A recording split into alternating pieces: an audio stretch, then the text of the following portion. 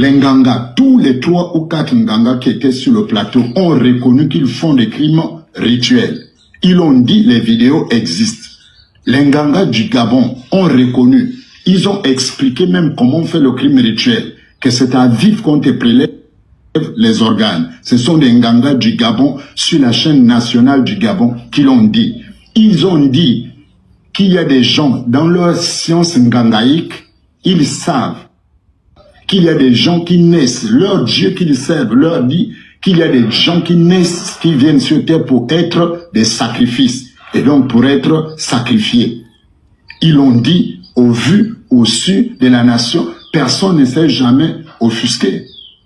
Bon, dès lors où la victime a des... Messieurs et dames, sur ce sujet-là, perso, je n'ai pas regardé l'émission. Je ne sais pas si c'est vrai ou c'est faux.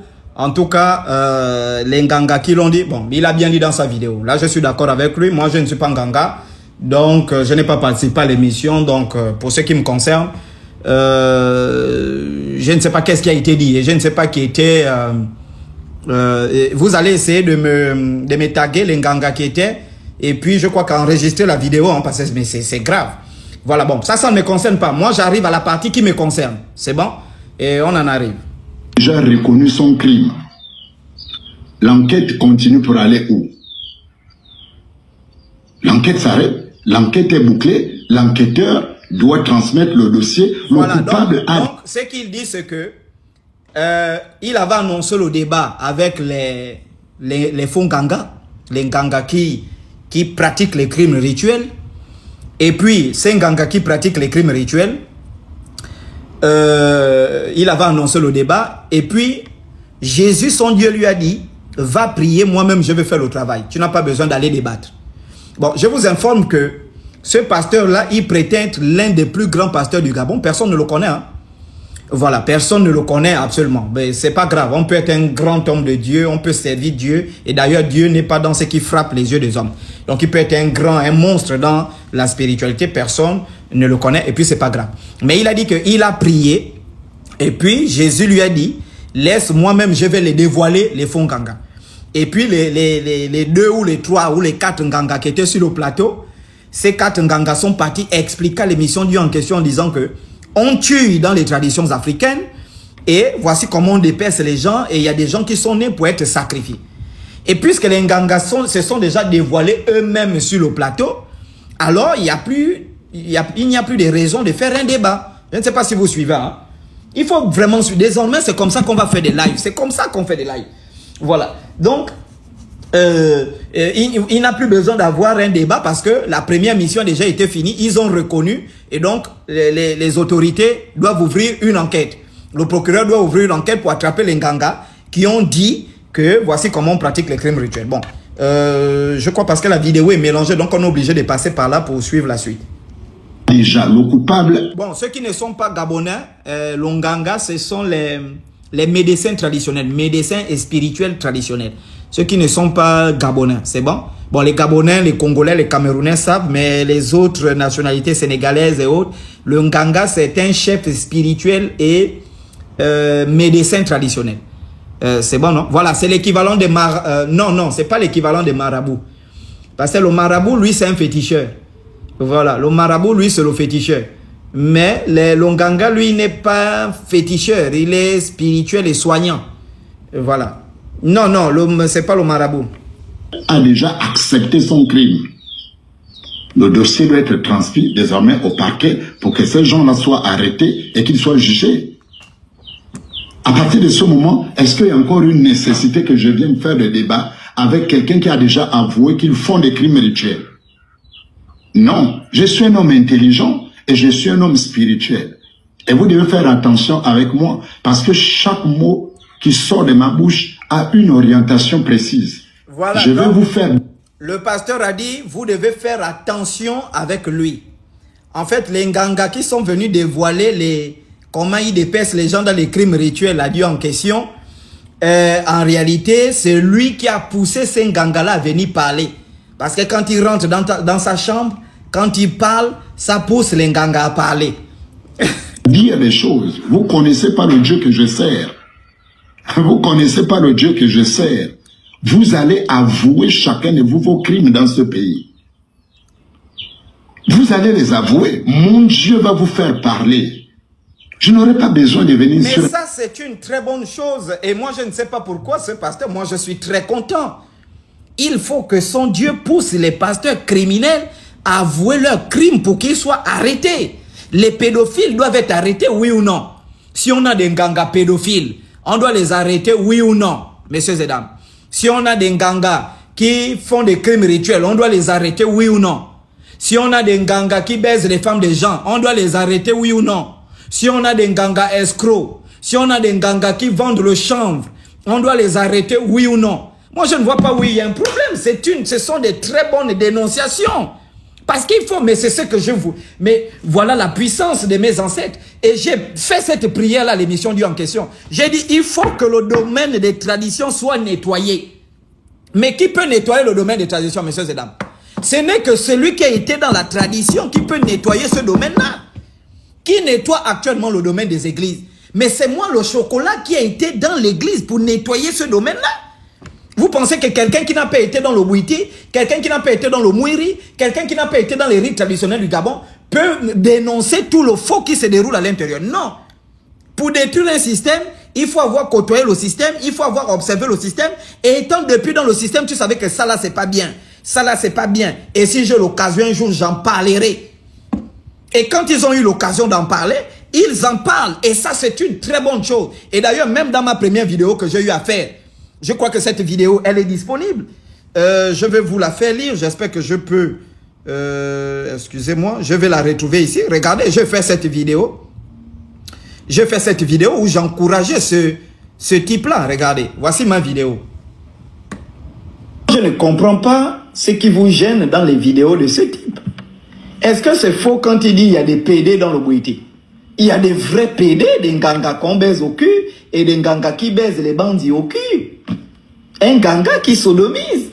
Est-ce que c'est faux quand il dit qu'il y a des lesbiennes dans le Bouiti? Mais il y a des maîtres, des mères initiatiques qui sont lesbiennes, qui baisent les bandits lesbiennes aussi. Elles se doivent et se lèchent. Est-ce que c'est faux? Parce que je reçois, mais je pense quand même que c'est... Mais il faut être un sorcier pour ne pas accepter les évidences. Moi, je ne défends pas des rites initiatiques, des trucs. Hein. Moi, je défends toute une civilisation. Je porte sur mes épaules la civilisation africaine. Mon combat, ce n'est pas des rites initiatiques, aller danser dans les temples, les nzangas. Ce n'est pas ça mon combat.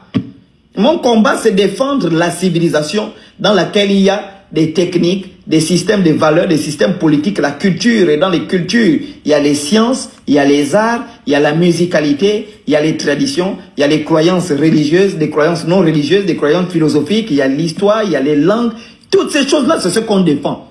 Défendre la civilisation africaine. Moi, je ne viens pas défendre le Mouiri, défendre je ne sais pas quoi. Ça fait partie de nos croyances religieuses, mais qui ne sont pas obligatoires. Celui qui veut s'initier au Mouiri, c'est initié. Celui qui ne veut pas, il n'a pas besoin de s'initier.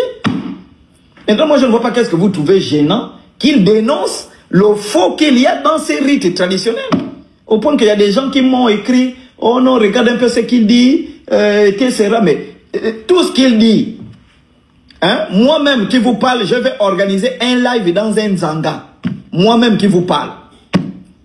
Comment vous allez continuer à rester comme si vous étiez, je ne sais pas. En fait, le problème, c'est que les gens ne comprennent pas les symboles. Ils ne comprennent rien des symboles. Le problème, c'est pas l'initiation. On t'amène au Nzanga, on te jette, on te met la boue partout, on te blesse avec les gilets. Ça n'a rien à y voir. Le problème, c'est au niveau de l'âme. Qu'est-ce qui se passe dans l'âme? Les initiations au Mouiri que vous voyez là, le Mouiri ne change pas les gens. Le Mouiri révèle la nature des gens. Si tu es un sorcier, tu es un bandit dans l'âme, après ces initiations-là, tu t'empires. Si tu es quelqu'un de faux, après ces initiations-là, tu t'empires. Bon, autre bêtise que j'ai écoutée de ce frangin, il dit, je suis un nouveau initié. Moi, ça fait 22 ans que j'ai été initié au Mouiri. 22 ans, bordel de merde. J'ai été initié en 2003 chez Loumou. 22 ans, j'ai été initié au Mouiri. J'ai jamais volé dans ma vie, je n'ai jamais tué, je n'ai jamais fait avorter des femmes, je suis toujours resté droit dans la vérité. Même lorsque je suis allé à l'église, j'étais toujours dans la vérité. Mais vous racontez quoi? Mon frère, dénonce autant que tu peux. Tu dois dénoncer tout le système du diable, c'est-à-dire que tout ce qui est faux dans le Mouiri, tout ce qui est faux dans le Bouete, que ce soit l'Ondea, que ce soit le Disumba, l'Ongonde, l'Omisok, dénonce tout ce qui est faux, révèle tous leurs secrets. Hein? Comment vous allez continuer à mentir aux gens que le Moukoukou c'est un esprit alors qu'il y a un qui a piétiné la pointe à Port-Gentil, il a crié, Jésus, oh, aide-moi, il a piétiné la pointe là à Port-Gentil. Il y a 2 bandits qui ont tué un compatriote à Port-Gentil parce que sous prétexte qu'il a révélé les secrets du Mouiri. Le Mouiri, quel secret qui n'est pas disponible en ligne? Hein? Mais c'est pas possible en fait. Oh non, il dit des choses, il faut qu'on règle son compte. Mais vous allez régler son compte comment? C'est lui qui est en train de régler votre compte. Vous êtes faux. Vous devez sortir du faux. Mon frère, allume-les. Dénonce tous ces... Voilà une vidéo que j'ai faite. Hein? Qui prouve que je n'ai aucun problème dans les dénonciations que le frère fait. Est-ce que vous comprenez? Hein? Je n'ai aucun problème. Au contraire, je suis content. S'il dénonce tout ce qui est faux, tout ce qui est dérive, mais ça va permettre de nettoyer, mais c'est ça le nettoyage, non, qu'on a longtemps prié. Beaucoup de gens prient, même dans les, je ne sais pas, les associations de type pour dire que, ah, il faut qu'on nettoie le domaine là. Il faut qu'on nettoie le domaine là. Il faut qu'on nettoie le domaine. Ça va peut-être vous amuser. Un jour, quand je suis parti, j'étais allé à une émission, j'ai croisé, il y a un ganga. Un vrai voyou, c'est ce fond ganga là, un PD. Il me dit non, tu sais, tu vois, il faut dénoncer les pasteurs, tu vois non. Mais entre nous, hein, ça on va dénoncer nous-mêmes en secret. J'ai dit quoi? Qu'est-ce qu'on va dénoncer entre nous-mêmes en secret? Le problème c'est que beaucoup parmi ces gangas savent que l'autre tel est faux, tel est faux, tel est faux, mais c'est l'hypocrisie. Et moi je ne peux pas faire venir les gens de la France, de la Belgique, de la Côte d'Ivoire, pour venir amener des gens en mission touristique, visiter nos cultures, alors qu'on sait que l'ongangaché qu'on amène là, c'est un violeur. L'onganga là, il détourne les femmes des gens. Le type là, lui, c'est un vrai... Non, je ne peux pas le faire. Vous comprenez un peu?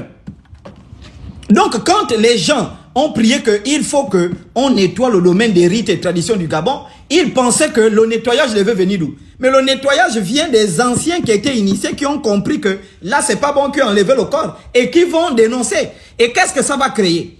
Je suis très content, suivez bien, écoutez bien ce que ça va créer.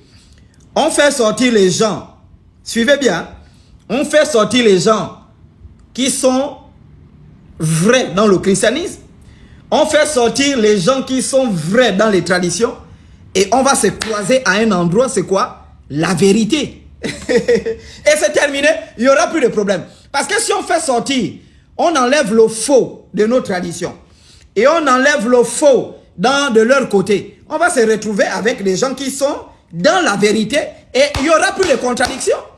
Mais ils n'ont rien compris à mon jeu. C'est justement de la même façon que ils pensent que on est en train de faire ce qu'eux ils veulent, mais c'est ce que moi j'ai toujours voulu qu'ils fassent.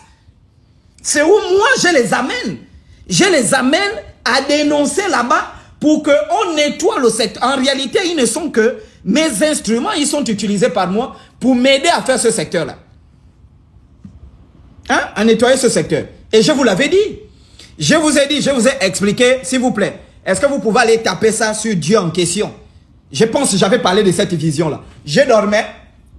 J'avais préparé un live contre les Fonganga. Oh, Nzambi Pungu, vraiment, c'est... Vraiment, je bénis Nzambi Pungu, Dieu, la nature et mes ancêtres. Vraiment, je suis fier d'eux.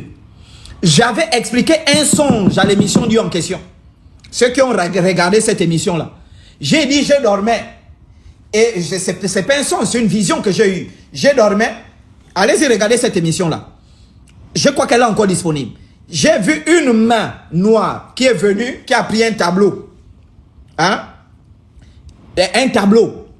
Elle a pris un tableau, elle a écrit, je ne me souviens plus du, je vais regarder, elle a écrit 1000 faux prophètes au Gabon. Et puis la main a enlevé 30 ou 300 quelque chose comme ça. Elle a dit, voici ce qui te reste à travailler. Donc j'avais compris et je crois que au sorti même de cette vision-là, j'avais expliqué ça à Dieu en question. J'ai dit, vraiment le domaine de Fonganga, c'est pas mon truc parce que apparemment, Nzambi veut que je me concentre sur les faux pasteurs, certainement il va toucher quelqu'un, il va toucher des gens qui vont dévoiler ces gens-là. Je vous ai dit ça ici, non?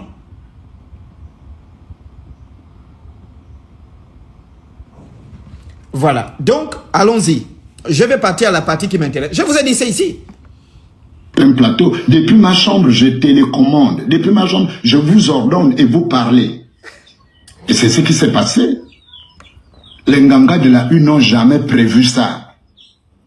Ils n'ont jamais prévu qu'ils vont confesser des... D'accord. S'il vous plaît, vous qui avez regardé l'émission, tapez-moi le nom des Nganga qui étaient à cette émission-là. Parce qu'il a dit que, en fait, les Nganga là, lui, il était en train de prier et puis il n'avait pas prévu aller dire que ce sont eux qui commettent les crimes rituels. Donc, on a qui? On a Dokira, oui. Ah, Dokira, il était à l'émission, oui. Il y a encore qui?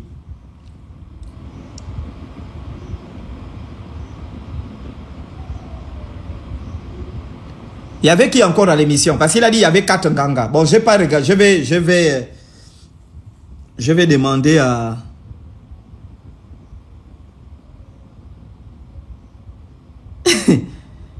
Il y avait qui? Est-ce que vous avez regardé l'émission? C'était l'émission du dimanche passé où il y avait 2 Nganga. Oui, c'était qui et qui?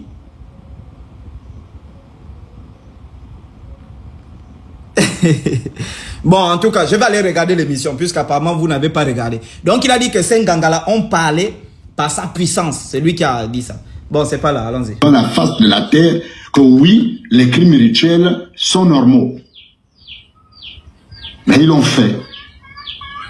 Et aucun Gabonais, les associations de lutte contre les crimes rituels ne se sont pas levées. Les autorités ne se sont pas levées. Le procureur spécialiste des crimes rituels ne s'est pas auto-saisi pour appeler ces gens-là à venir justifier leurs propos. Rien. Tout est passé sous silence. On a compris. On n'est pas idiot. On a compris. Oui, on a compris. Et donc, ma thèse a été acquiescée par les Nganga. Si mon adversaire est du même avis que moi, en quoi on fait encore le débat? Il n'y a plus de débat. Donc, sur les crimes rituels, il n'y a plus de débat. Les Nganga ont déjà avoué la seule chose qui reste, ils doivent être interpellés, ils doivent être entendus, ils doivent expliquer leur doctrine.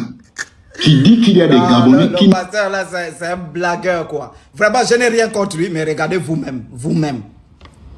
Donc il dit, parce que les 2 Nganga là sont pas... Bon, je ne sais pas, je ne peux pas me prononcer sur des choses que je n'ai pas vues, c'est bon? Pour ne pas paraître diffamatoire ou bien raconter des bêtises. Je n'ai pas regardé l'émission. Je vais aller regarder l'émission pour voir ce qui a été dit. Parce que lui, il explique que les Nganga là ont expliqué exactement comment ils tuent les gens dans les crimes rituels, toutes ces choses-là. Et puis ça a choqué complètement le Gabon. Ça a choqué l'international parce que dans la suite de la vidéo, il va dire que, est-ce que vous savez ce que ça peut créer dans le tourisme, il a tout à fait raison. Dans une chaîne de télé, un Nganga vient dire, c'est autorisé au Gabon, on dépaisse les gens, mais c'est grave. Mais je ne sais pas qui était le Nganga qui était au plateau, donc je ne veux pas rentrer. Et donc c'est l'une des raisons pour lesquelles il a dit, il ne peut plus faire le débat parce que ces Nganga se sont déjà dévoilés en montrant que ce sont des criminels. La seule chose qui manque, c'est que la justice puisse les attraper et puis vont aller répondre de leurs actes.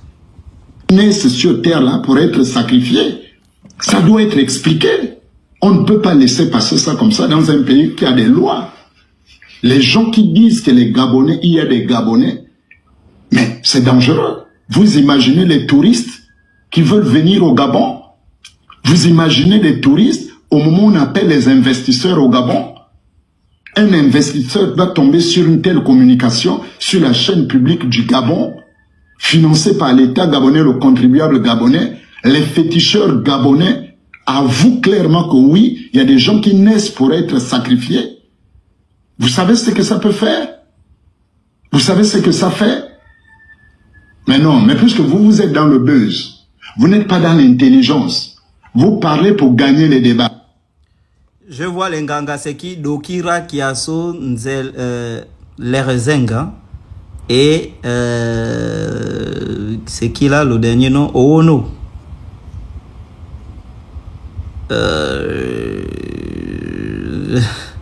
Dokira, Kiasso, les Rezengues et Ono. C'était les 4 Nganga dont il parle. Je vais regarder l'émission. Après le live ou demain, je vais regarder l'émission. Pour ne pas... Tamumbo. Non, est-ce que vous avez vraiment regardé l'émission? Non, je ne pense pas quand même. Bon, écoutez, je vais aller regarder. Kiasso n'était pas là. Kiasso n'était pas... je vois c'est qui. Bon, il y a des gens qui disent Kiasso n'était pas d'accord. Donc, c'était... Mais bon, oui, l'émission du... C'est l'émission du 20 juillet. D'accord, je vais regarder. Je vais regarder. Bon, ça ne me concerne pas. Voilà, il a dit les 4 Nganga. Mais vous avez dit Oono. Est-ce que Oono est Nganga déjà pour dire que... Et puis, je ne pense pas, connaissant le niveau intellectuel et le niveau magistral de monsieur Oono Nguema, je ne parle pas. Peut-être les autres ont été mal compris. Hein? Peut-être que les autres ont été mal compris. Mais je vais regarder l'émission. Je ne cherche pas à couvrir X ou Y. Hein. Moi, je condamne les crimes. Hein. Je suis contre les crimes. Mais Tamumbo, je ne sais pas. Oono Nguema, je ne pense pas. Bon, enfin, en fonction de son niveau magistral, je ne pense pas que peut-être il ait eu à dire ça. Bon, je vais aller regarder. Hein? Je vais aller regarder. Donc... C'est ça votre affaire. Vous parlez pour humilier les gens. Pour vous, le débat, c'est le gagner, peu importe les moyens, même si vous mentez, même si vous humiliez, peu importe la qualité de vos arguments. Parce que là, déjà, ça me concerne, messieurs et dames. Ça me concerne. En aucun moment dans ma vie, je cherche à humilier X ou Y quand je fais des débats. Déjà, vous êtes témoins. Prenez toutes mes vidéos. Même quand je suis venu ici, je vous avais dit, moi, je ne viens pas faire des débats. Je vous avais dit ça. Je vous ai dit, je viens faire mes dénonciations et je viens valoriser ma culture. Dénonciation, valorisation. Dénonciation, valorisation. Je vous ai dit au début, je ne fais pas les débats. Vous m'avez forcé à faire le débat avec le petit Stéphanas. Vous m'avez forcé à faire le débat avec lui. J'ai dit, moi, je ne fais pas les débats. Vous m'avez tellement, oh, tu fouilles. J'ai dit, je n'ai pas fait. Même jusqu'au dernier débat avec Gatsby. J'ai dit, bon, je ne fais plus les débats. Voilà, parce que beaucoup qui viennent faire des débats cherchent la visibilité. Et moi, je ne viens pas faire des débats pour chercher à humilier X ou Y. Moi, je viens faire des débats pour dire, j'étais dans la tradition, j'étais dans le christianisme, voici ce qui se passe. Et même moi, là, en tant qu'assis, on peut organiser un débat entre moi et un Nganga. On débat sur ce qui est faux. Est-ce que vous comprenez? Donc, moi, quand je viens en débat, il faut comprendre que quand on vient en débat, le débat est clair. C'est que quand on vient débattre, il y a des attaques objectives, il y a des attaques subjectives. Voilà. Ça veut dire que dans le débat, il y a des attaques objectives, il y a des attaques subjectives. Maintenant, ça la personne, chacun de nous a son style. Chacun de nous a sa façon de débattre. Gédéon a sa façon de débattre. Makoso, je ne sais pas s'il a déjà débattu, ce cancre-là. En fait, chaque personne a son style. Vous n'allez pas vouloir faire en sorte que tout le monde ait le même comportement dans un débat. Vous voyez, moi, par exemple, quand je suis en présence de quelqu'un qui raconte des mensonges, je perds le contrôle. Vous voyez, c'est l'un de mes défauts. Et je suis en train de travailler ça pour voir dans des débats. C'est pourquoi vous allez voir les prochains débats, je serai plus calme. Je serai plus posé parce que il y a des gens qui veulent comprendre. Vous voyez, parce qu'après un moment, j'ai le déçu, par exemple, dans le débat. Après, à la fin du débat, je vais m'emporter. Et puis, bon, les fans qui me suivent, les personnes qui veulent écouter, parfois, ils sortent un peu déçus pour dire, mais Chocolat, tu n'avais pas besoin de t'emporter puisque tu étais au-dessus. Le débat, tu l'avais déjà gagné. Est-ce que vous voyez? Et il faut tenir compte aussi de ces remarques-là. Je ne vais pas passer mon temps à dérailler sur les plateaux. Il faut qu'on donne un débat et puis, je puisse tenir aussi, expliquer aux gens, etc. Comme le débat que j'ai fait avec Gatsby. C'est l'un de mes meilleurs débats. Et ça, je vous dis. Parce que c'est un débat où, malgré tout ce qu'on pouvait raconter autour, je suis resté attaché au thème. Et c'est ce qui a fait que, comment est-ce qu'on appelle ça? Je gagne ce débat-là parce que je suis resté attaché au thème. Ça veut dire que même lorsqu'on rentrait dans les invectives, quand je reprenais la parole, je dis voici le thème. J'ai continué dans ma démonstration jusqu'à la fin. Voilà, donc ça c'est le premier mensonge. Bon, allons-y. Mais je ne suis pas un clown pour m'engager dans un tel match. Non, je ne suis pas un clown, je ne m'engage pas dans de telles bêtises. Donc, sur la question du premier débat avec les Nganga, il ne se tiendra pas. En tout cas, pas avec moi. Parce que j'ai déjà ma réponse. Le peuple a déjà... En tout cas, c'est clair. Il n'y aura pas de débat avec les Nganga. Il a fouillé. C'est bon, non? Il n'y aura pas de débat avec les Nganga. Il a fouillé. Il y a quelqu'un qui dit, il ne faut plus insulter. Non, ça c'est impossible, mon frère. Je vais toujours insulter. Toujours insulter. L'injure, c'est-à-dire que c'est là. Hein, c'est un condiment. C'est comme le gars qui lançait le... Non, ça c'est pas possible. Hein? Tout dépend du débat que je tiens. Hein? Si je passe une émission où on débat intellectuellement, ben, j'étais à la présidence. Je crois, je ne sais pas si c'est vendredi passé ou jeudi passé, j'étais à la présidence. Il y a eu un bon débat qui a été organisé. Est-ce que vous m'avez vu insulter? C'était magistral du début à la fin. Voilà. Donc, écoutez, quand c'est bon, comme dit notre frère gabonais, quand c'est bon, c'est bon. Voilà, si c'est un débat qui est intellectuel, on débat intellectuellement. Si c'est un débat culturel, mais si c'est un débat contre les faux pasteurs, hein, je crache, ils sont pués. Je pompe le Rambo. Déjà, je vais passer prochain débat. Je passe avec le Rambo parce qu'ils sont des moustiques. Je pompe là-bas, fou. Voilà, ce sont des faux. Tous les pasteurs sont faux. Tous sont des faux pasteurs. Voilà, donc... voilà. Tous les pasteurs sont faux. Je vais passer les prochains débats classiques là, hein, avec Placide ou bien Mbota, qui vont venir ici au Gabon. Je viens avec le Rambo. Et déjà, avant de venir débattre, j'impose, on chante d'abord l'hymne national de mon pays. On fait monter le drapeau en berne. Vous chantez l'hymne national. Et je viens avec le Rambo. Je viens avec, voilà, les trucs, les insecticides. Voilà. Parce que ce ne sont que des moustiques qu'il faut pomper. Je ne peux pas arrêter d'insulter, c'est impossible. D'accord, on va prendre la partie. Ce que je voulais lui montrer, j'ai dit que les Nganga font des crimes rituels. Les Nganga eux-mêmes ont dit oui, ils font des crimes rituels. Et d'ailleurs, c'est normal. C'est vous, le peuple, qui ne comprenez pas la spiritualité. Quand eux, ils dépècent les gens, ils enlèvent les organes et tout le reste, mais ça a de la valeur spirituelle. Ils ont dit que c'est d'ailleurs normal de dépêcher les innocents. Parce que plus la personne est innocente, plus leur Dieu agrée le sacrifice. Toutes ces choses sont dites sur le plateau de la télévision nationale avec monsieur Total Bécalé. Je ne diffame pas. La vidéo est disponible sur les réseaux sociaux. Je viens encore faire quoi dans un débat où le coupable a déjà avoué sa faute.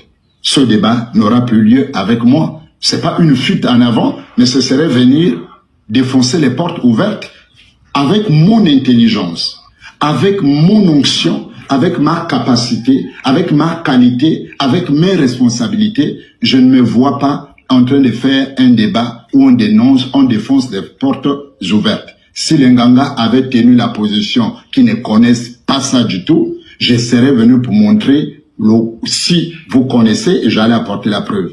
Mais dès lors où ils ont reconnu qu'ils le font, je viens encore faire quoi dans ce débat? Ça, c'est pour ce qui est du premier débat sur les crimes rituels. Voilà, donc dans le premier débat sur les crimes rituels, il a dit qu'il ne peut pas débattre avec moi.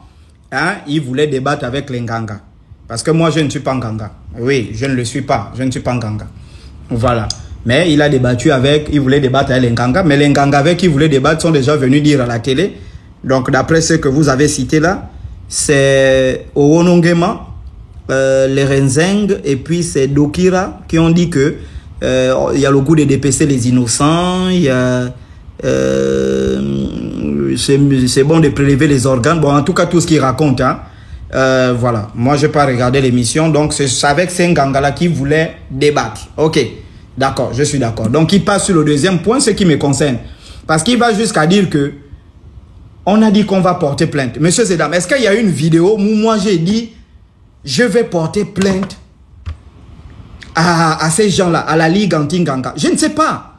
Parce qu'il va jusqu'à dire, oh, vous voulez maintenant porter plainte et que moi j'ai cité dans une vidéo le président de la République, je ne sais pas. Enfin, je ne sais pas. Écoutez, et puis moi, je casse ça. Je vous donne l'enseignement sur le Mouiri. Je prends les lives. Le deuxième débat qu'il appelle, c'est celui sur le Mouiri. Il me dit, ben voilà, il n'a pas... voilà, il me fouille dans le débat sur le Mouiri.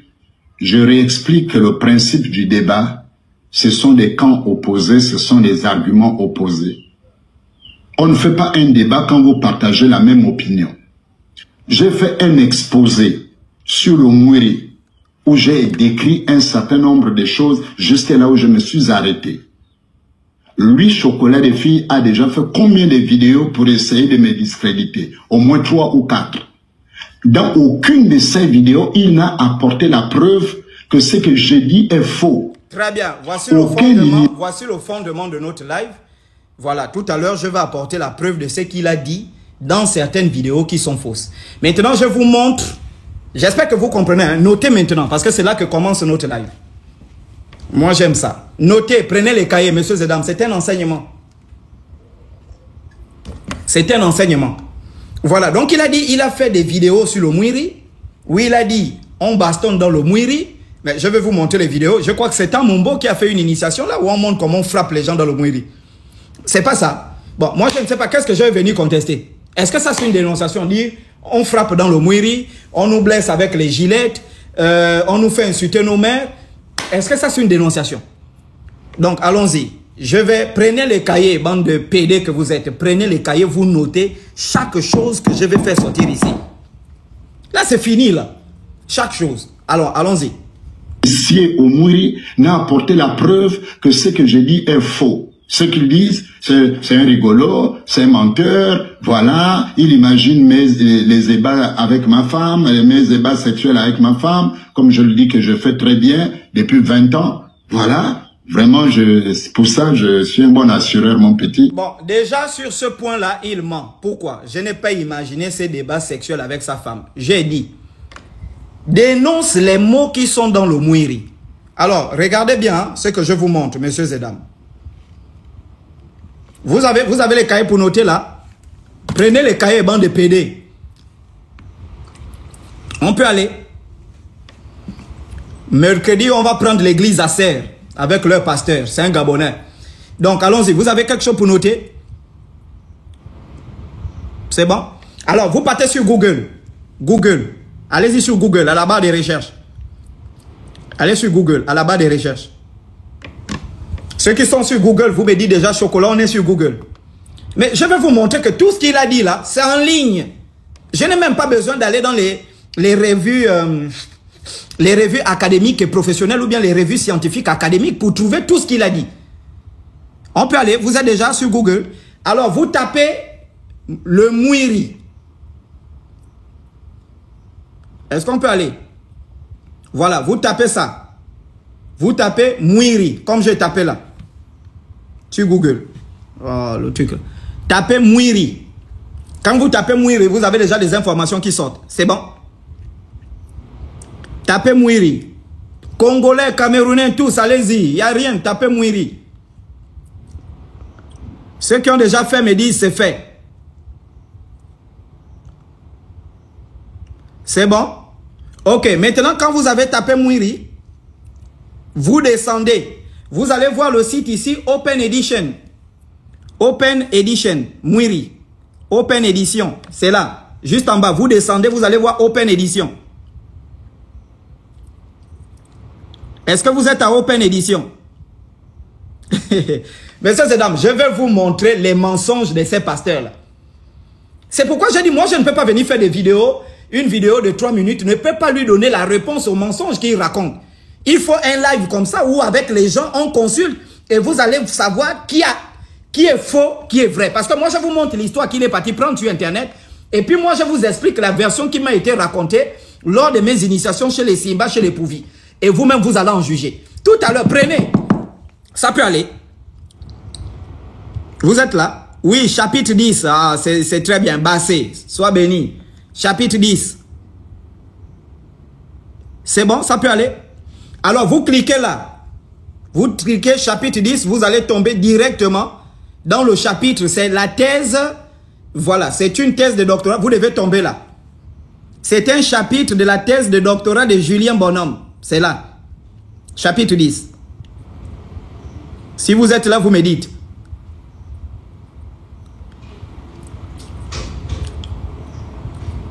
Est-ce que vous êtes là? Je vais vous montrer que c'est un plagiste. Il est parti plagier. Voici ce qu'il est venu raconter, c'est là. C'est disponible. On peut aller maintenant. Je vais vous lire. Et vous-même, vous allez écouter que tout ce qu'il a raconté, il a tiré ça d'ici. Mais moi, je ne sais pas quel secret il est. Non, c'est là, c'est en ligne. Est-ce qu'on peut aller, mes bébés? Il faut que vous puissiez me payer aussi la dîme, hein, parce que ce que je suis en train de faire là, hein, c'est vous donner, vous ouvrir les yeux, c'est la vie éternelle. Hein? Voilà, il faut que j'envoie mon numéro Airtel Money, vous envoyez les dîmes, vous chargez ça vraiment avec le pognon. Voilà, je vais donner le numéro Airtel Money tout à l'heure. Parce que c'est ça là. Oh, c'est où? C'est parti, ça c'est quoi? Attends. Voilà. Donc vous allez charger, hein, mes frères. 1 million c'est quoi? Ce n'est que 100 personnes qui donnent, ce n'est que 10 personnes qui donnent 100 000. 1 million c'est quoi? Ce n'est que 10 personnes qui donnent 100 000. 1 million c'est quoi? Ce n'est que 100 personnes qui donnent 10 000. Ah, je vais te prendre le gars là, je vais le prendre. On va se battre à Paris. Vous allez voir la bagarre avec le type là. Vous allez voir. Mais le gars, il passe même jusqu'à dire que Jésus est venu dans sa chambre. Jésus lui dit non.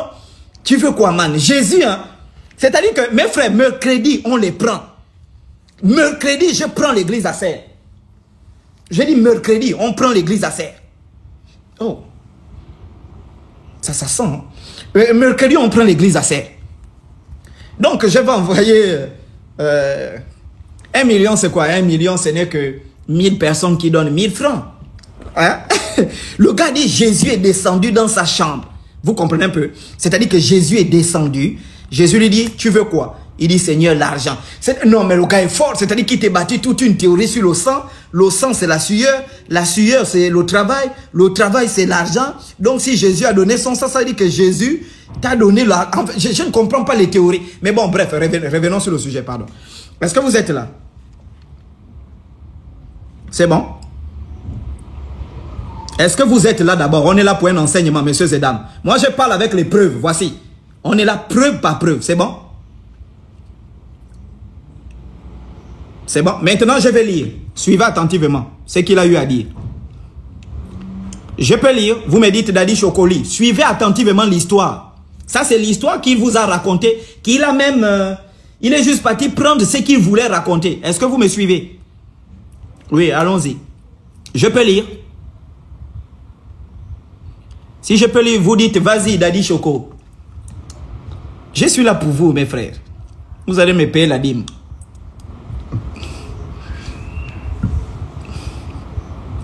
Ok, suivez. Ceux qui ont le texte écrit, l'initiation au Mouiri. Il nous faut maintenant nous intéresser à l'initiation au Mouiri, qui constitue une nouvelle étape du parcours rituel du Bouété, et dont l'examen va nous donner l'occasion de revenir sur l'importance constitutive de la relation aux femmes et au sexe féminin dans la formation du divin guérisseur Nganga. Donc, dans la thèse de Julien Bonhomme, où il parle du Bouété Misoko, parce qu'on ne dit pas le Bouiti, on dit le Bouété Misoko, et donc il montre que avant d'être initié au Bouété Misoko, il faut d'abord être initié au Mouiri, ou bien quand tu es initié au Bouété Misoko, la seconde étape, tu dois t'initier au Mouiri. Alors, allons-y. Voilà. Le Mouiri est une société initiatique. Est-ce que vous suivez? Le Mouiri est une société initiatique. On peut aller. Si vous suivez, vous dites oui, je suis. C'est écrit, hein, c'est pas moi. C'est sur Internet. Les blancs, c'est dans tout le monde entier. En anglais, en français, c'est écrit. Est-ce qu'on peut aller? Voilà. Suivez bien. Vous allez comprendre tout ce qu'il a raconté. Il est venu lire ça ici. Le Mouiri est une société initiatique. Oui. Masculine, très répandue dans le groupe ethnique Membe et Mérie. Donc, dans le groupe ethnique des Membe, on a les Okande, on a les Simba, on a les Pouvi, on a les Apinji, on a les Eveya, on a les Mukota Kota. C'est ce qu'on appelle le groupe Membe. C'est un groupe ethnique. Ensuite, dans le groupe Mérien, on a les Vili, on a les Punu, on a les Vungu, on a les Masango, etc. Donc, le Mwiri est plus pratiqué dans ces deux ethnies-là. Alors, c'est écrit ici, donc, l'article de Julien Bonhomme, du sud du Gabon. Il partage de nombreux traits communs, fonctions sociales, rites de passage et mythes avec d'autres sociétés initiatiques comme le Mungala, chez les Teke et les Bakota, l'Oyasi, chez, l'Oyasi, l'Ongil chez les Fans et l'Ondjobi dans le Haut-Ogoué. Ensuite, la fonction première du Mwiri est celle d'une classe et la première fonction du Mwiri est celle d'un classique rite de passage pubère. Donc, déjà dans la thèse, on vous montre que le Mwiri n'est pas un rite de spiritualité, mais c'est un rite de passage de l'âge pubère à l'âge adulte. C'est comme une formation militaire qu'on te fait subir. J'espère que vous comprenez. Si vous comprenez, répondez avec vos testicules, oui, on comprend. Vous dites oui, on comprend avec vos couilles là, qui ont la patte. Est-ce qu'on peut partir? Donc, je vous lis d'abord où il est parti prendre ça. Et ensuite, je vais moi-même vous expliquer parce que je rappelle, voici. Je crois que beaucoup de grands frères, c'est là. Hein? Moi-même, je suis initié au rite. Voici le rite. Voici le Makemba. Diboko. C'est là. Makemba. C'est là. Hein? Moi-même, je suis initié. Donc, je vous lis d'abord ce qu'il a recopié sur Internet. Et puis, en tant qu'initié maintenant, moi, je vous explique ce qui m'a été expliqué parce que je suis d'abord un griot qui vit. C'est là. Quand je tape là, tu ne peux pas gagner les débats. Voilà, donc, allons-y, on peut aller. Donc, ce n'est pas une affaire de profanation ou je ne sais plus une affaire de blague, non. Parce que je suis d'abord moi-même un initié. Voilà, donc je vais expliquer. On peut aller. Donc, ensuite, il est dit ici, pubère, fabriquer des hommes à partir des jeunes garçons. Donc, l'objectif de cette société initiatique qui est pratiquée au Gabon, c'est de fabriquer les hommes à partir des garçons. Donc, quand tu es jeune, on te fait rentrer dans ces rites-là pour que tu deviennes un homme. C'est pour que tu deviennes. C'est pas moi qui le dis. Sinon, on va dire c'est Chocolat qui a dit. C'est un blanc. C'est bonhomme, un blanc qui est venu travailler ici avec les Michogo. Un blanc qui est en train de vous expliquer votre propre culture. C'est une honte. Un blanc qui vous explique votre culture. Alors, il dit ici, voilà. Seule l'initiation peut en effet octroyer la vraie masculinité, plus rituelle que biologique. Les garçons non initiés restent comme des femmes. Alors, allons-y. Je prends directement.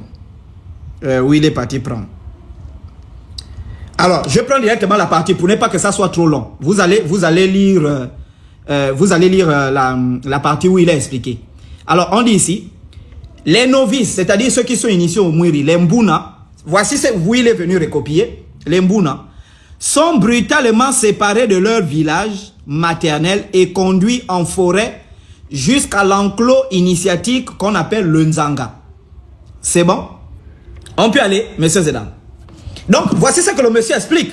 Il vous explique bien dans sa vidéo que le Mwiri, il y a beaucoup de bêtises qu'on fait là-bas parce qu'on prend les gens du village, on les amène en brousse. Et puis, il y a une question qui a posé en disant...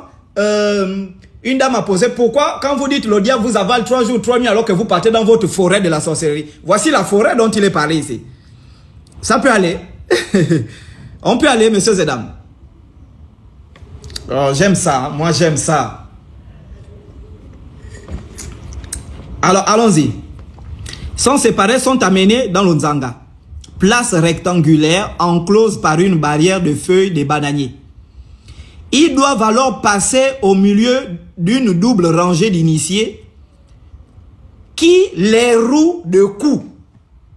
Mais c'est ce qui est écrit ici. C'est ce qu'il a raconté quand on t'initie. C'est un rite qui fait passer le jeune homme de la vie de jeune homme à la vie de garçon. On bastonne dans le Mwiri. Mais c'est ce qui est écrit. Il voulait quelle vidéo qu'on dise ce que tu as dit c'est faux. Mais c'est un rite initiatique.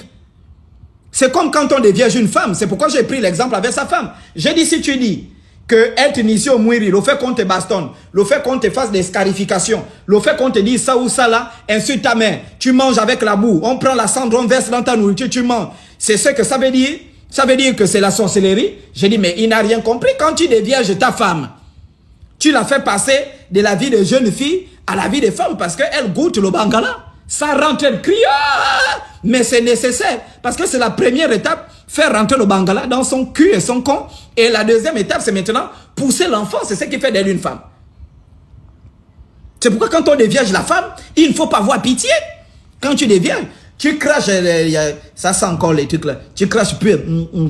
Après tu craches aussi pur. Tu frottes sur la bite et puis tu piques. Même si elle crie, il laisse chérie, laisse. Tu piques parce qu'à ce moment-là, tu deviens un diable. Parce que si tu as pitié, elle ne sera jamais une femme. Donc tu dois la percer, tu perces. C'est pourquoi le sang sort. Tu perces et puis tu es vraiment un démon. Tu ressembles à un démon. Et même si elle crie, tu me fais mal, tu perds, parce que tu es en train de faire d'elle une femme. C'est pourquoi moi je n'aime pas dévierger les filles. Moi je laisse les petits bandits là, ils déviergent d'abord et quand toi tu viens seulement, tout le travail a été fait, tu viens maintenant donner la formation militaire parce que il faut d'abord qu'eux ils ouvrent la route et puis toi tu viens goudronner maintenant. Voilà, donc je laisse d'abord les petits kiki là, les piquignettes là, ils ouvrent les routes avec leur bite sale là. Parce qu'ils sont encore sales. Donc, ils ouvrent la bite et sale. Et puis, elle apprend maintenant à se laver. Et puis, toi, tu viens maintenant avec l'enrobé. Tu viens maintenant goudronner, et elle devient nian. Parce que nous, quand on vient, c'est maintenant nous qui avons les moyens, tout. Tu laisses les petits des terminales, là, ils percent d'abord. Avec leurs petits kiki sales. Donc, ils se percent là. Et puis, toi, maintenant, tu viens. Et puis, toi, tu viens maintenant. Oh, mais ça, c'est quoi, c'est ça? Ah, ouais, j'utilise le mauvais langage, oui. Allons-y, on va aller. Très bien. Où ils sont roués des coups, tandis que les grondements du Mouiri se font entendre à l'intérieur de l'enclos. Et vous allez comprendre quels sont ces grondements-là, à l'intérieur de l'enclos. Alors, suivez bien la lecture. Les novices doivent supporter, les novices, ceux qui rentrent dans le Mouiri, doivent supporter stoïquement cette bastonnade pour prouver qu'ils sont des hommes valeureux. Le courage étant l'une des vertus cardinales de la masculinité. Je crois que pendant que je parle là, il y a des militaires qui ont fait la formation militaire. Ils ont fait la formation à la police. C'est ce qu'on fait aux militaires. C'est ce qu'on fait aux policiers. On les bastonne. Ils font 2 jours, 3 jours sans manger. Quand on leur donne la nourriture, on peut cracher dans la nourriture. On prend la cendre, on met dans la nourriture. On prend le sable, on met. Tu manges le riz avec le sable. Les militaires là qui nous gardent. Les forces de défense et de sécurité nationale. Les forces de défense et de sécurité nationale. Ils subissent ça quand ils partent faire leur formation militaire. Oui, je vais arrêter les gros mots, papa. Je crois que quand j'ai parlé des déviergés là, ils ont signalé. Voilà. Donc, moi je ne vois pas en quoi c'est un péché. Donc, allons-y. Vous avez ici, ils doivent supporter la bastonnade. Un Bouna peut néanmoins avoir un parent initiatique, Longondi, qui le protège en prenant sur lui les coups les plus rudes. C'est ton parrain. Donc, quand tu es parrain, tu peux également accepter que on te tape toi au lieu de taper ton filleul. Allons-y. Ensuite, Longondi. Les néophytes, donc les nouveaux, sont ensuite poussés dans le Nziba, étendue boueuse située face à l'enclos, où l'on continue de les frapper. Le Nziba représente, d'après le mythe d'origine, la mare au bord du village où les femmes, par manque de courage, avaient laissé le monstre Mouiri, Il a dit dans sa vidéo que le Mouiri c'est un homme. Je vais démanteler ça tout à l'heure. Le Mouiri c'est un esprit. Et je vais vous montrer que c'est un esprit. Je vais vous démanteler. Donc oui, ils avaient laissé le monstre, le Mouiri. C'est même moi. Le monstre, le Mouiri. Et où les hommes l'avaient ensuite trouvé. Voir le mythe. Donc ceux qui sont là-bas, vous allez voir, c'est écrit en bas. Ce bain de boue revient ainsi à jeter les novices en pâture au Mouiri. Bastonnade et Nziba mettent donc en scène la mort symbolique des Mbuna. Donc c'est la mort symbolique et la résurrection symbolique. Est-ce qu'on peut aller? Boueux, donc les Mbuna, boueux et meurtri, Les Mbuna doivent alors passer leur bras gauche à travers les cloisons de feuillage de l'enclos. Apeurés par le redoublement de grondements rocs, c'est à ce moment que le Mouiri leur fait les scarifications qui marqueront. Donc ces scarifications-là, voilà, il a dit on fait ça avec les gilets. C'est vrai, avec les gilets, tous les dents de crocodile, ou tout ça dépend, oui. Mais tout ça, ce ne sont que des symboles. Voilà. Donc on a ici, le Mouiri fait les scarifications. C'est écrit ici. C'est ici qu'il est venu prendre ça. Si je ne me trompe pas, les scarifications... c'est où? Voilà, qui marqueront bien visiblement leur appartenance à la société initiatique. L'opération renvoie à un épisode du mythe. C'est bon? Donc les scarifications là, le mythe d'origine. Lorsque la première femme a glissé son bras dans un trou d'eau où provenaient des mystérieux grondements et s'est fait mordre par le monstre. Au cours du rite de passage, il est important que les novices ne voient pas celui qui les vaccine de la sorte. La cloison de feuillage les sépare de l'opérateur. On leur instille un collier aveuglant et les oblige à fixer le soleil. Voilà. Ensuite, la marque du poignet consiste en une série de trois, voilà. Aussitôt les scarifications faites, les Mbuna pénètrent à l'intérieur de l'enclos initiatique. Opération qui figure l'engloutissement par le monstre. Jusqu'ici, les néophytes, comme tous les profanes, avaient seulement entendu des grondements du génie, mais ne l'avaient jamais vu. En entrant dans l'enclos, écoutez bien, hein, en entrant dans l'enclos, voilà, on est où là? Je me suis perdu dans la lecture. En entrant dans l'enclos, les Mbuna peuvent enfin voir le Mouiri en face. Ils s'aperçoivent alors qu'il s'agit en fait d'un simple initié. Donc celui qui fait les grondements, la voix rauque, etc. Quand il rentre dans l'enclos, il découvre que c'est un initié qui fait ces grondements-là. Est-ce qu'on peut aller? Est-ce qu'on peut aller, messieurs et dames?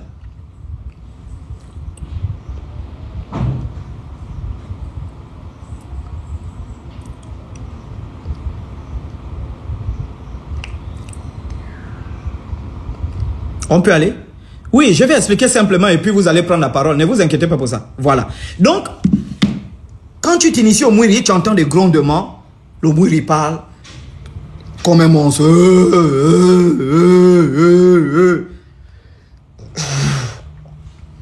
Et puis quand tu arrives maintenant, tu découvres que, oh tiens, c'est un initié qui faisait ça.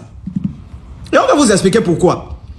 Voilà, les grondements, voilà, les grondements rauques du génie n'est que la voix travestie d'un homme. Mais sitôt cette révélation faite, les novices doivent faire le serment solennel de ne jamais divulguer que le Mouiri est un homme et non un génie. Alors cette partie-là, elle est un problème. C'est pourquoi j'ai dit c'est là qu'il est venu lire ça. Est-ce que vous comprenez? C'est là qu'il est venu lire ça. Et c'est là où il y a le mystère. Le mystère repose là et c'est pourquoi il faut qu'on explique ce mystère-là.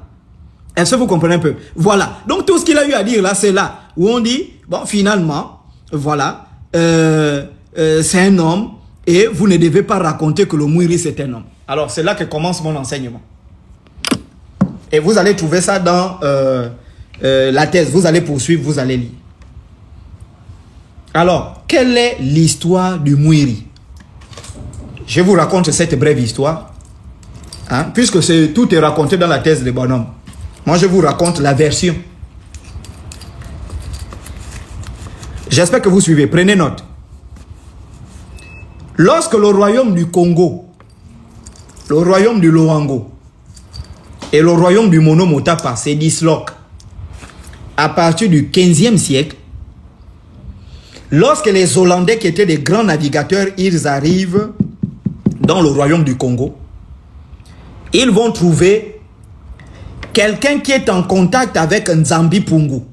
Parce que nous, dans notre cosmogonie africaine, Nzambi Pungu, le monde a été accouché par Nzambi Pungu. Nzambi Pungu a mis au monde le ciel. Nzambi Pungu a mis au monde la terre. Nzambi Pungu a mis au monde les esprits. Nzambi Pungu a mis au monde les génies. Nzambi Pungu a mis au monde les humains.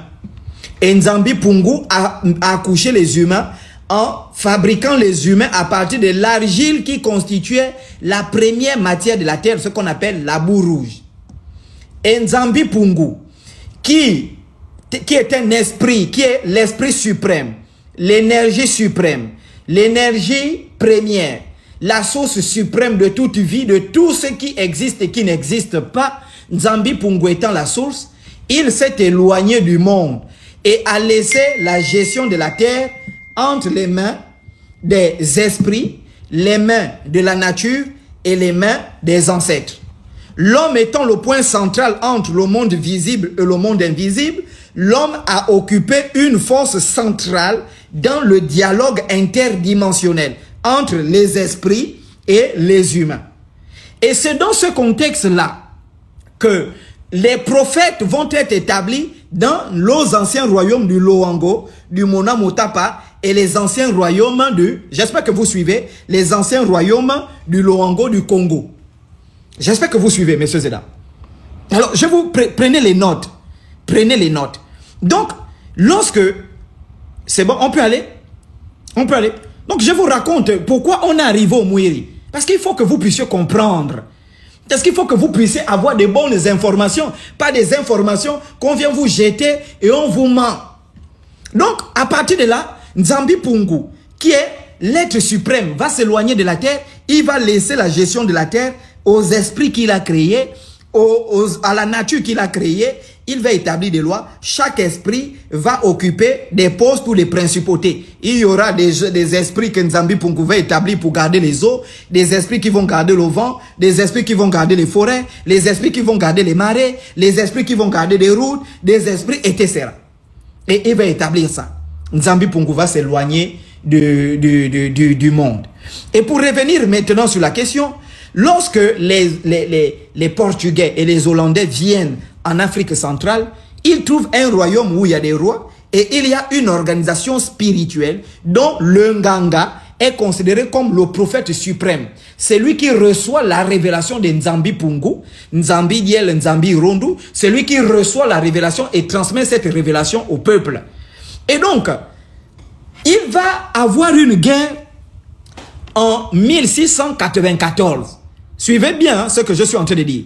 Il va y avoir une guerre en 1694 entre les Hollandais et les Bantous. Et cette guerre des Hollandais et des Bantous va entraîner le massacre de tous les Nganga. Parce que quand le Nganga existait, il n'existait pas de rites traditionnels. Parce que le Nganga, c'était le prophète qui était en contact avec Nzambi Pungu, l'énergie suprême. Et toutes les instructions qui venaient de Nzambi Pungu, toutes les instructions qui venaient de l'énergie suprême, l'Onganga transmettait ça au roi, l'Onganga transmettait ça à la communauté. Lorsqu'il y avait une migration à faire, on consultait le prophète de Nzambi Pungu. Lorsqu'il y avait une guerre qu'on devait mener, on consultait le prophète de Nzambi Pungu. Lorsqu'il y avait un événement qu'on devait faire, on consultait, c'était l'Onganga suprême, le guide des peuples. C'est lui qui conseillait les rois, c'est lui qui conseillait les chefs militaires, parce que c'est lui qui était en contact avec le monde spirituel. Et lorsque les Portugais et les Hollandais rentrent en guerre contre nos ancêtres, la première personne qu'on a voulu massacrer, parce que c'était l'Onganga qui faisait les révélations sur les stratégies de guerre des Occidentaux, les Occidentaux ils ont trouvé un moyen simple, c'était de massacrer tous les Nganga pour couper la connexion entre les révélations spirituelles et le peuple. Parce qu'un peuple qui n'avait plus de Nganga était un peuple perdu. Un peuple qui n'a plus de prophètes, c'est un peuple perdu. Et c'est comme s'ils vont massacrer les Nganga. Ils vont massacrer des peuples, les Orungu. Ils vont massacrer les peuples du Bas-Congo. Ils vont massacrer les peuples du Mono Motapa. Ils vont massacrer les peuples du royaume du Loango. Quelqu'un pose la question, Nzambi Pungu ne pouvait pas protéger ces derniers. C'est une très bonne question. Comment le Dieu d'Israël n'arrive pas à protéger Israël contre les Iraniens? Ils sont obligés d'appeler les Américains. C'est-à-dire le Dieu suprême, créateur des cieux et de la terre, il a fui. Allah a appelé les États-Unis. Tu es tellement bête. Tu es trop bête, en fait. Non, ils sont bêtes, en fait. Et là, il va répondre, il va dire, les Israéliens, là, ce ne sont pas les vrais enfants de Dieu.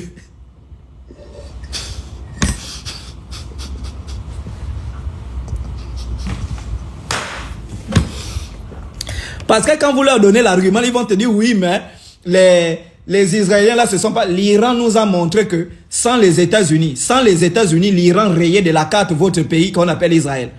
Sans l'aide des Américains, l'Iran était rayé. On a vu les grands qui prient Dieu, les rabbins, dire Donald Trump, viens terminer le travail que tu as à faire, pardon. Viens terminer le travail. Oh, le peuple de Dieu, le peuple envoyé de Dieu, le peuple élu de Dieu, le peuple qui a été protégé par Dieu, qui prie le Dieu tout-puissant, qui donne Dieu à tout le monde. Mais le Dieu l'est où pour protéger son peuple? Tous les missiles sont terminés. Tous les missiles sont terminés. Dieu lui-même a fouillé, il a dit allez-y appeler Trump, moi je ne suis pas dedans. Dieu a ma panne. Il a dit oh moi je ne suis pas. L'Iran là, ils sont trop forts. Dieu a fouillé. Hein? Leur Dieu c'est Trump. C'est Trump qui est le sauveur de leur Dieu.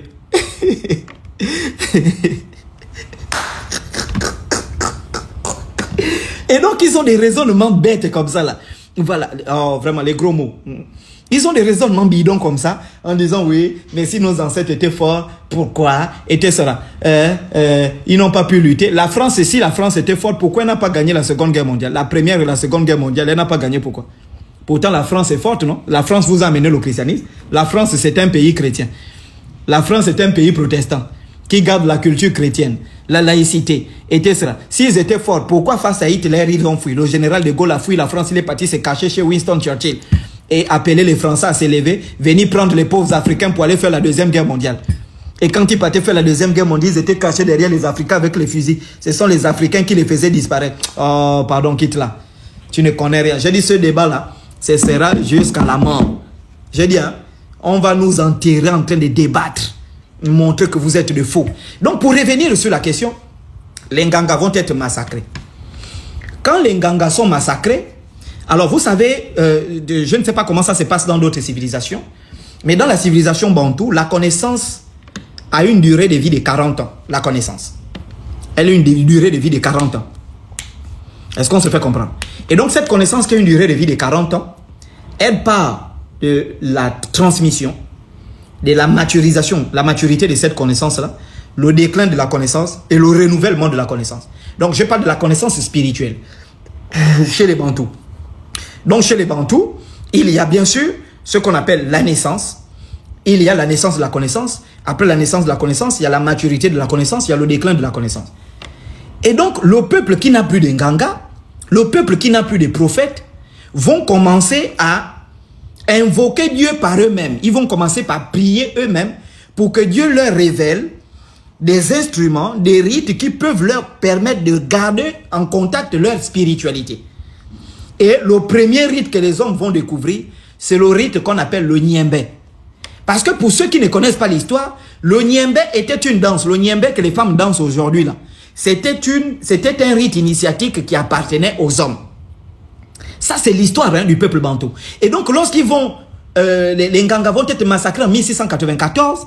Et donc on va compter 40 ans, l'époque de la disparition de tous les Nganga. On va tomber pratiquement en 1733-34. Je ne me trompe pas, j'espère que je ne fausse pas le calcul. Si vous mettez plus 40, 1694 plus 40, on doit normalement tomber, d'après ce que j'ai vu dans une vision, 1694 plus 40, voilà, 1734, si je ne me trompe pas. Et je l'ai vu. Donc 1734, c'est là qu'on va découvrir le Mouiri.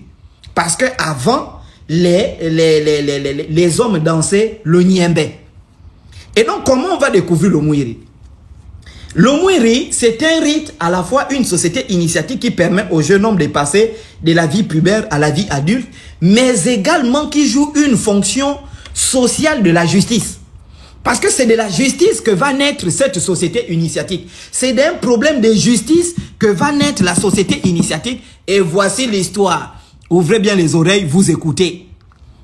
On vous dit que le pasteur, il est faux. Il est venu raconter, c'est un faux pasteur. Il dit, on ne doit pas blaguer avec le Dieu qui prie. Pourtant, le Dieu là, il est spécialisé seulement pour faire peur aux gens. Mais les gens meurent dans les hôpitaux. On ne voit pas ce pasteur-là. Les gens meurent à l'hôpital général. On ne voit pas ce pasteur-là. Les gens meurent du cancer. Vous partez actuellement à l'hôpital général. Vous partez actuellement à l'hôpital militaire. Les gens sont en train de mourir de cancer. Le Dieu là n'envoie jamais son serviteur aller prier pour ces gens-là qui ont besoin. Lui, son serviteur, c'est comment est-ce qu'on appelle ça? C'est, voilà, allez, dit Onganga qui doivent dire à Dieu en question que ce sont... Mais ça, c'est quel Dieu quand même? Ça, c'est quel Dieu? Il faut que la spiritualité nous aide. Il faut que la spiritualité amène le pays à se développer. Hein? C'est pas possible. Hein? Et ça fait honte. C'est Ivan Castanou qui arrive au Gabon prier pour les malades. C'est Dagewon Mil qui arrive au Gabon remplir le stade d'Nzayon. C'est Kanguka qui arrive remplir le stade d'Angondje. Et les pasteurs du Gabon qui sont puissants, qui sont des machines, qui ont le Saint-Esprit, qui ont été baptisés, ils sont cachés dans les églises en train de voler les dîmes. Ils sont cachés dans les églises en train de critiquer leurs frères. Ils sont cachés dans les églises. Mais démontrez-nous Dieu. Montrez que vous avez reçu la commission de Marc 16. Voici les signes qui accompagneront ceux qui auront cru. En mon nom, ils chasseront les démons. Ils parleront de nouvelles langues. Ils vont guérir les malades. Où est ce Dieu-là que le peuple cherche? Ce Dieu-là, on peut vous voir dans les hôpitaux. Et là, nous, on va convaincre que oui, vraiment, Dieu a touché le Gabon. Il y a un réveil. Voici la voie qu'il faut suivre. On ne vous voit jamais. Apparemment, vous n'êtes puissant que lorsqu'il s'agit de menacer les brebis. Oh, si vous ne donnez pas les dîmes, Dieu va vous tuer. Oh, si vous critiquez l'homme de Dieu, Dieu va vous frapper. Oh, si vous faites ça, vous ne connaissez pas le Dieu que j'ai pris. Ne blaguez pas avec mon Dieu. Vous êtes dans le spectacle. Vous êtes dans tout ce qui est... En fait, vous êtes dans tout ce qui est spectacle. Vous ne priez pas Dieu. Nous, on veut voir le Dieu d'Élie. Nous, on veut voir le Dieu de Jésus. On veut voir le Dieu de... Il est où? Caché dans vos maisons. Caché dans vos je ne sais pas quoi. Il est où? Vous fatiguez les gens. 89% de la population gabonaise est chrétienne. Qu'est-ce qui marche dans le pays? Rien. 89% de la population est chrétienne. Qu'est-ce qui marche? Rien. Ils sont dans la mascarade.